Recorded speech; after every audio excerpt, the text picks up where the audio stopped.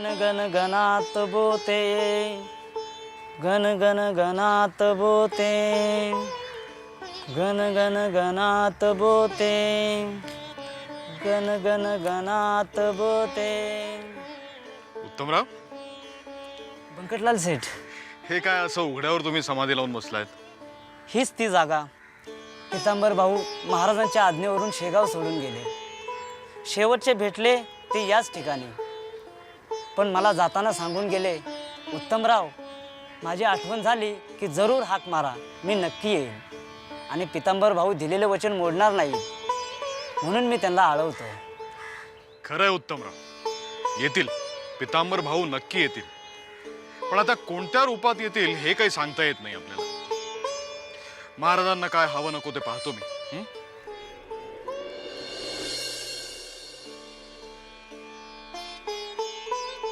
हा कोणीतरी महाराजांच्या जवळचा शिष्य दिसतोय. ह्यालाच मध्यस्थी करून महाराजांची भेट घ्यावी का? हो हो, चला विचारूया.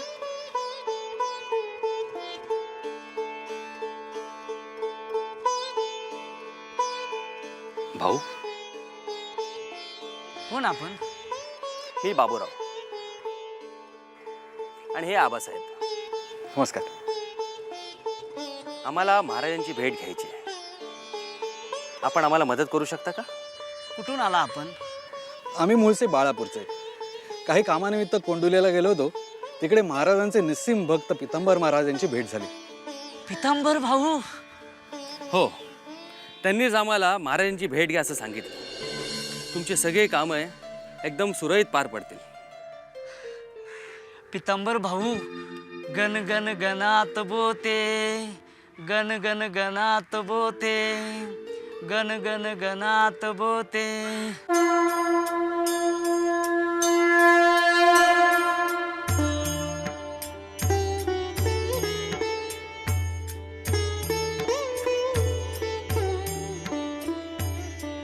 हा काय करतोय तिथे बसून? शेगावातच गर्दी वाढवतोय. कोणाशी बोलताय महाराज? तुला काय करायचं आहे? बोलतोय कोणाशी तरी. तू कसा आलास? महाराज, ते अकोल्याचे चंदीराम आहेत ना, त्यांनी एक निरोप धाडलाय. त्यांचा चोरीला गेलेला सगळा ऐवज त्यांना परत मिळाला. तुम्ही सांगितल्याप्रमाणे त्यांच्या घराशेजारी 2 कोसांवर एक लिंबाचं झाड आहे, त्याच्या शेजारी जमिनीखाली सापडलं. ते मिळण्यासाठी मनोमन नवस बोलले होते, तो फेडण्यासाठी ते येत आहेत. हे लोक कशाला नवस दिवस बोलतात काही समजत नाही. आम्हाला काही नकोय. हे लोक नवस बोलतात आणि पांडुरंगाला आम्हाला साकडं घालावं लागतं. असो, आम्हाला चिलीम ओढायचे. आमची चिलीम कुठे? बंकट चिलीम. महाराज, आत्ता भरून आणतो मी.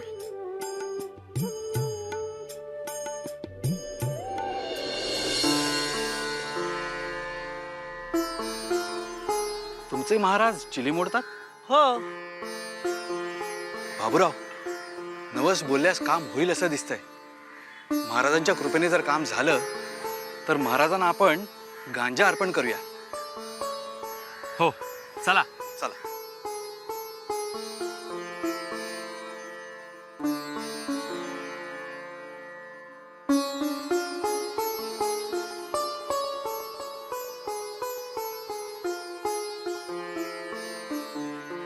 महाराज, चिली. चिलीम.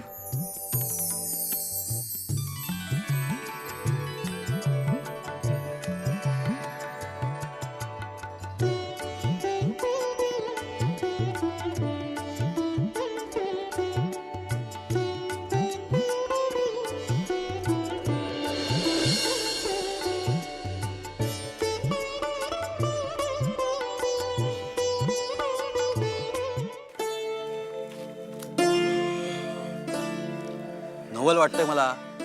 महाराज चिली मोडतात. मोठ्या माणसांच्या मोठ्या गोष्टी. आपली बुद्धी नाही जायची तिथपर्यंत. खरंय खरंय, त्याचा विचार आपण न केलेला बरा. हे पहा, आपण गांजाचा नवस बोललेलो आहोत. आपलं काम झाल्यावर पुन्हा इथली वारी करू तेव्हा गांजा आणायला विसरायचं नाही. दिलेला शब्द पाळणं महत्वाचं असतं.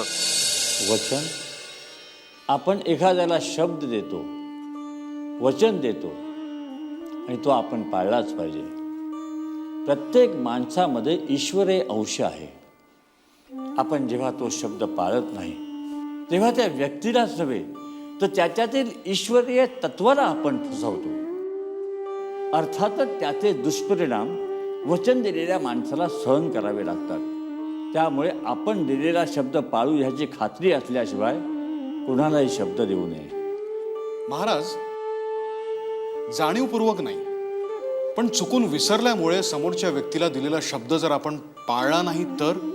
बंकटा, जाणीवपूर्वक नाही, पण चुकून तुझा पाय पेटत्या निखाऱ्यावर पडला तर काय होईल? अर्थातच चटका बसेल महाराज. बरोबर आहे. त्यात निखाऱ्याची काय चूक?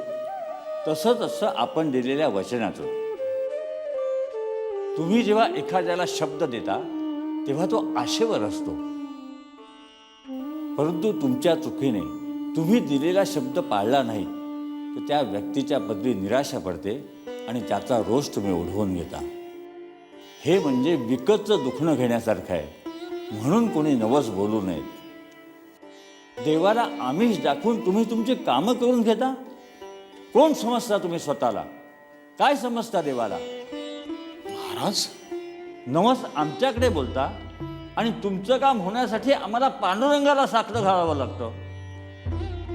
गण गण गणात बोते, गण गण गणात बोते, गण गण गणात बोते, गण गण गणात.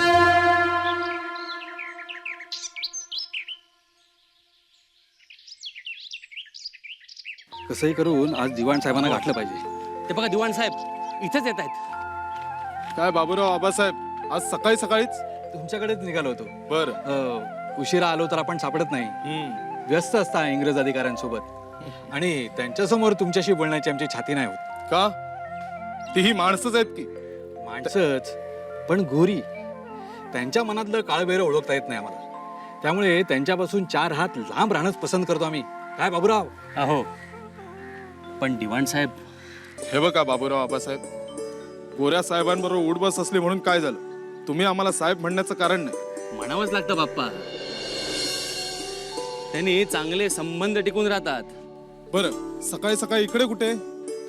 दिवाण साहेब, तुम्ही आम्हाला आमचे पैसे देणं लागतात, आणि आजच्या दिवशीचा वायदा केला होता आपण. वायदा केला होता? हो. कधी? मला तर आठवत नाही. दिवाण साहेब, हो दिवाण साहेब, तुम्ही आमचे पैसे देणार आहात हे तरी तुम्हाला आठवत आहे ना? हो, आठवतंय आठवतंय, पण ते उद्या आठवेल की नाही ठाऊक नाही. दिवाण साहेब,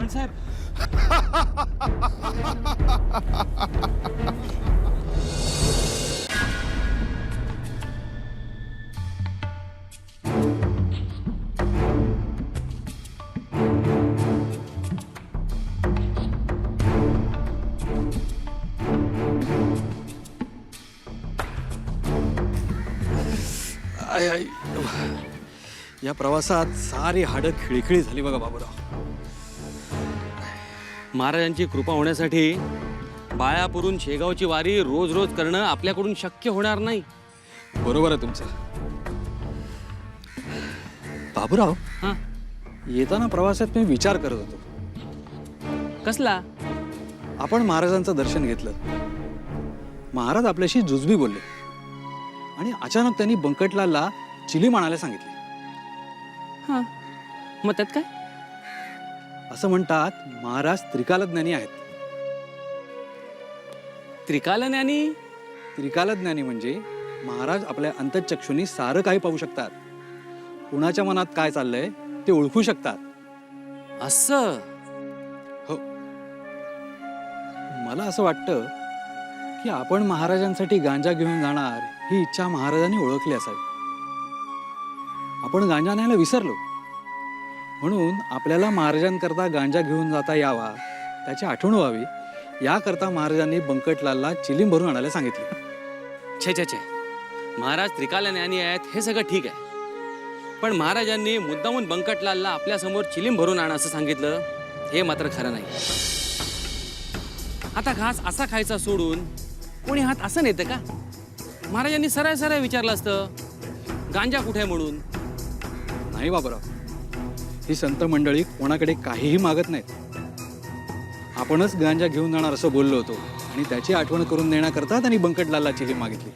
असेलही, मला ह्याच्यातलं एवढं काही कळत नाही. हा, पण एक मात्र खरं की पुढच्या वेळेला शेगावला जेव्हा जाऊ तेव्हा महाराजांना गांजा घेऊन जायचं एवढं मात्र खरं. हो, बरं, बायापुरात आपण आत्ता चालू.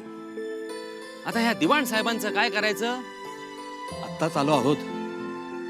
जरा विश्रांती घेऊ आणि रात्री दिवाण साहेबांना निवांतपणे भेटू. काय हो. चला. बंकट, अरे तुला झोप येत नाही का? तू घरी जा, शांतपणे झोप, सकाळी ये. महाराज, आपण जागे असताना मी कसं काय झोपू? आणि आपण झोपी गेल्यानंतरच घरी जायचं असा आजवरचा नियम मी कसा काय मोडू? आमच्या झोपेचं काही खरं नाही. ते दोघे आम्हाला झोपू देतील असं वाटत नाही. कोण दोघं महाराज? आहेत, त्यांची स्मरणशक्ती थोडी कमीच आहे, पण मनाने चांगले आहेत बिचारे. ते सगळं ठीक आहे, पण ही दोघं कोण आहेत जी तुम्हाला झोपून देणार नाही आहेत? आता रात्रभर असे प्रश्न विचारून मला भांडवून सोडणार आहेस का? शांत बस. दिवाण साहेब, दिवाण साहेब, कोण आले एवढ्या रातच्याला? आबासाहेब, बाबूराव, एवढ्या रातच्याला काय झोप बी आहे की नाही तुम्हासने? कशी येणार? का? तुम्हीच तर झोप उडवली आमची. आता मी काय केलं? तुम्ही झोपला होता तर काय पांघरून ओढायला आलो होतो काय? हे असले पानसट विनोद खूप झाले. इथे आमचे डोळे पांढरे पडायची वेळ आली आहे. असं चुकीच्या येळी, चुकीच्या ठिकाणी, चुकीच्या माणसाला. बरं बरं बरं बरं, तुमच्या दोघांचे डोळे पांढरे पडताय. एक काम करा, चांगल्या वैद्याकडे जाऊन दाखवा. नाहीतरी एक काम करा की, हा, माझ्या ओळखीचा एक इंग्रजी डॉक्टर आहे, त्याच्याकडे जाऊन दाखवा. जा जा. दिवाण साहेब, थट्टा पुरे. आता आम्हाला याच्या पुढे संयम बाळगता येणार नाही. तुम्ही आम्हाला आमचे पैसे परत कधी देता ते सांगा. पैसे? कुठले पैसे? कुणी दिले पैसे? हा, तुम्ही दोघांनी पैसे दिले मला? दिवाण साहेब, हे बघा, अशी पैसे लुबाडण्याची काम दोघं पण करू नका. मेहनत करा, कष्ट करा. हा, निघा इथून. लबाडीची कामं करतायत. लपाडीची कामं आम्ही नाही, मी करतोय लबाडीची कामं. दिवाण साहेब, हे काय बरोबर होत नाही. अहो, तुमच्या अशा वागण्याने, तुमच्या अशा उपद्व्यापाने आम्ही देशोधडीला लागायचो. तुम्हाला जर आमचे संपूर्ण पैसे परत करणं जमत नसेल तर तसं सांगा. तुम्ही आम्हाला थोडे थोडे पैसे दिलेत ना तरी चालेल, आमची काही हरकत नाही. आबासाहेब, मी तुमच्याकडनं पैसे घेतले नाहीत, मग प्रश्न येतोच कुठं परत करण्याचा. अति होत आहे दिवाण साहेब, हे अति होत आहे. आम्ही तुम्हाला हे असं करू देणार नाही. तुम्हाला आमचे पैसे द्यावेच लागतील. नाही देत, दिवाण साहेब, नाही देत तुमचे पैसे. तुम्हाला काय करून घ्यायचं ते करून घ्या, मी पण बघतो. दिवाण साहेब म्हणतात मला. निघा.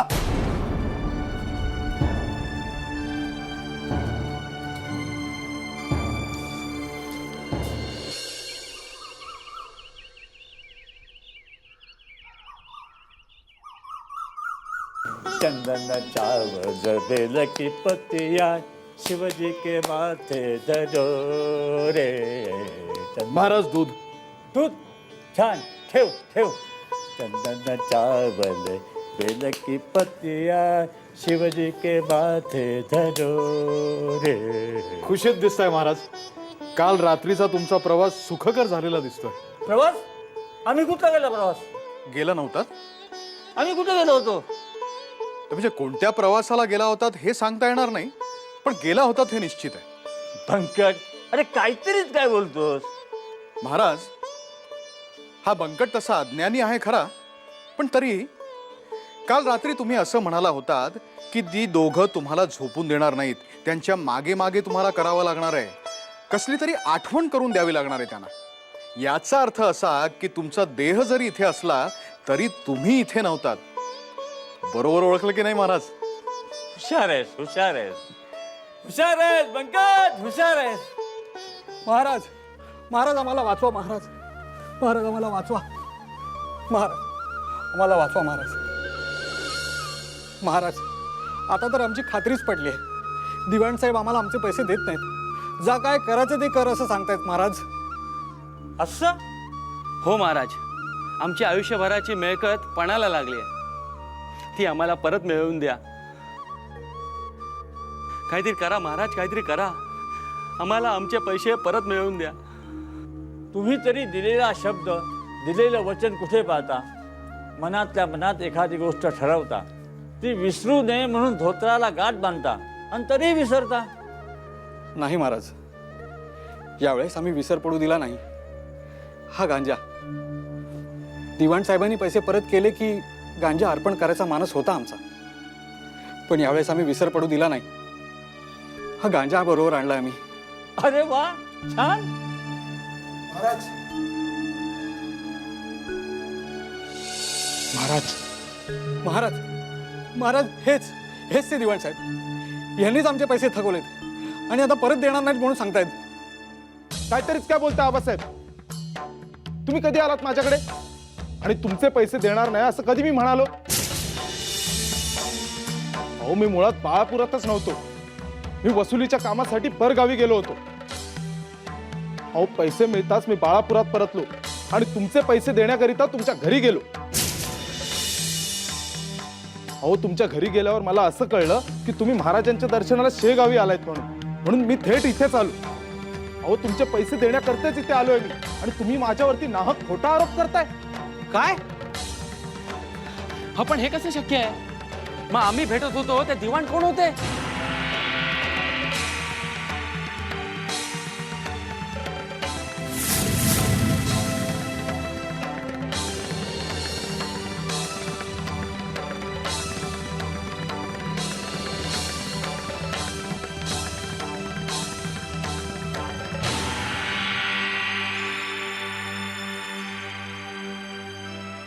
काही बोध होतोय का की अजूनही पाठी कोरीच? महाराज महाराज महाराज महाराज, आम्ही जे दिवाण साहेबांना भेटत होतो ते तुम्हीच होतात महाराज. आमचे डोळे उघडण्याकरता आपण ही लीला आम्हाला दाखवलीत महाराज. यापुढे यापुढे आम्ही आमच्या धोत्राला नाही, आमच्या हृदयालाच गाठ मारून ठेवू आणि आणि दिलेलं वचन आम्ही पाळत राहू महाराज. आम्ही आमचा शब्द कधीही मोडणार नाही महाराज. गण गण गणात बोते, गण गण गणात बोते, गण गण गणात बोते, गण गण गणात बोते.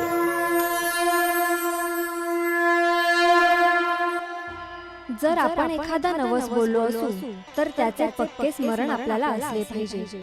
तसेच आपण देवाजवळ नवस बोललो आहोत ही श्रद्धा भावना पाहिजे.